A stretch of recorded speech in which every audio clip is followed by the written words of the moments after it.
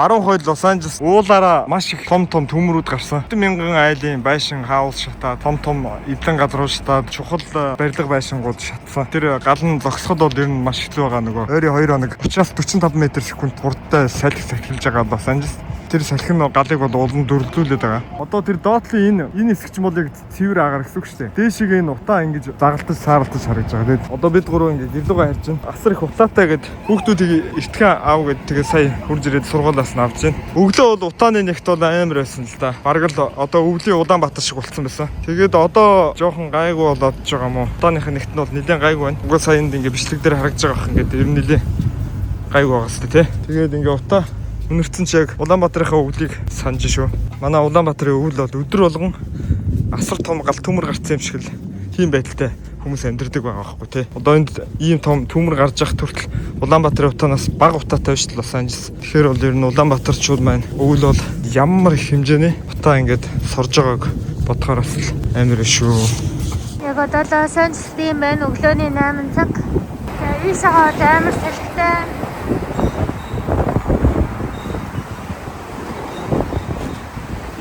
Хойшоогоо салхин айгүй ихсэж байна. Одоо хойшоогоо нөгөө уулаага. Нөгөө цайн уулаага. Нөө нэлээ амар салхилж байна. Нэлээд салхитай. Тэгээд энэ хойд хэсгээрээ жоохон цэлбэж эхэлж байна. Нэг амар тийм утаа бол алга. Гэтэ хүмүүс маск зүчиж. Монголын утаагаа бүр хамаагүй гайгүй бараг цэвэр агаартай юм шиг л ингэж харагдчихээн. Нөгөө төмөр гараад ингээд утаа нь. Тэгээ айгүй салхитай мод зод амар салхилаад. Тэгээ өглөөний 9 цаг болж байна. Нарыг хартаа.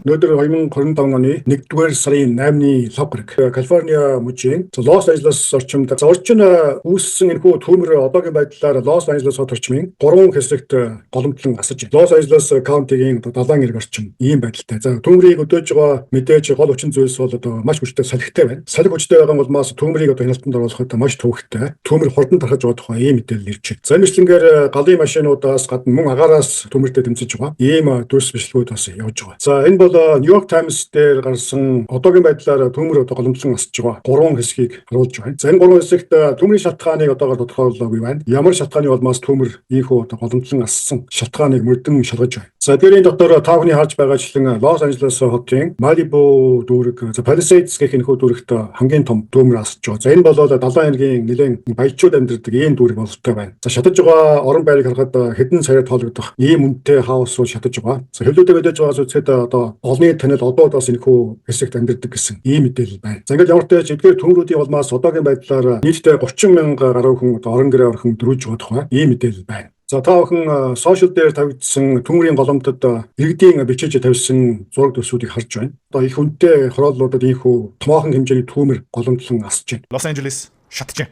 Бараг дэлхийн хамгийн гой газар шүү. Калифорни. Дроноос авсан бичгийг хараа. Энэ Америк улсын хамгийн үнэтэй үйл хөдлөлийн бус. Энэ дээр уус асгасан чи юу яах ч үгүй. Яг хэлбэл дэндүү халуун болсон байгаа. Бараг ингээд бүр усан дотор байгаа хүчил төрөгч нь нэмэлт тижил болж байгаа гэсэн үг. Тэ тийм болсон байгаа. Окей. Жижиг гал дээр уус асгах юм бол унтарна. Бүр том гал дээр уус асгах юм бол бүр ингээд буцлаад газ болоод тэр усан дотор байгаа хүчил төрөгч нь бүр нэмэлт тижил болж байгаа байхгүй. And we are just learning from the Angeles Nationals flames. So with that, we want to get over to ABC's Alex. Hurricane-force winds fueling wildfires in Southern California, burning the equivalent of 5 football fields every minute. California now under a state of emergency as firefighters battle the flames around Los Angeles. The fire is so intense you can hear the howling winds and crackling embers. You can see the embers flying right at the camera, the wind allowing the embers to jump from structure to structure, igniting anything and everything it can. On Sunset Boulevard, drivers abandon their cars after getting stuck in traffic, trying to get out of the fire zone. The flames reaching an assisted living center in the hills above Pasadena, workers rushing to get people out of the building using wheelchairs and rolling beds. Here's a look from downtown Los Angeles at the air quality from all of the fires that are burning nearby. The Pacific Palisades fire is approximately 3,000 acres until we get some aerial reconnaissance on it this morning to get more accurate numbers of acreage. But the